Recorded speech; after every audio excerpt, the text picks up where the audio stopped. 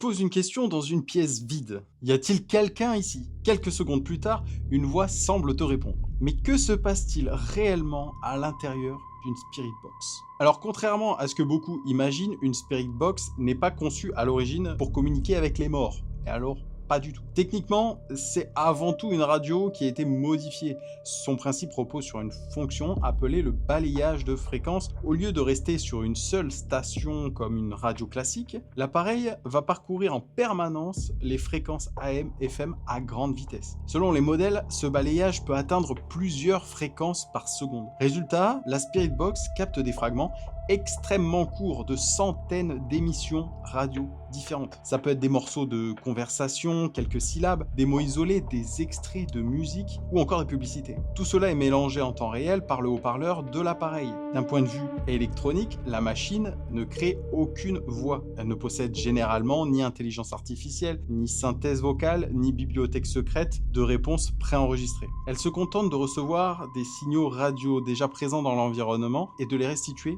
pendant son balayage. L'histoire moderne de la Spirit Box est souvent associée à Frank Sumption, un passionné d'électronique qui développe au début des années 2000 une version spécialement conçue pour le balayage des fréquences radio. Son appareil, surnommé la Frank's Box, devient rapidement populaire dans le milieu de l'investigation paranormale. Ce qui fascine les utilisateurs, c'est qu'il arrive parfois que plusieurs fragments radio semblent former une réponse cohérente à une question posée quelques secondes auparavant. Les sceptiques expliquent ce phénomène par le hasard, la sélection inconsciente d'informations pertinentes et un mécanisme psychologique appelé la pareidolie, qui pousse le cerveau à rechercher du sens dans les données qui sont chaotiques. Les partisans de la communication paranormale estiment que ces fragments pourraient être influencés d'une manière ou d'une autre par un esprit. Ce qui est certain, c'est que la Spirit Box ne produit pas ses propres réponses, à l'opposé de la Spirit Voice. Chaque mot entendu provient d'un signal radio capté à cet instant précis. Et une deuxième question se pose. Pourquoi t'es pas encore allé voir ma chaîne Twitch? Je stream du lundi au vendredi, donc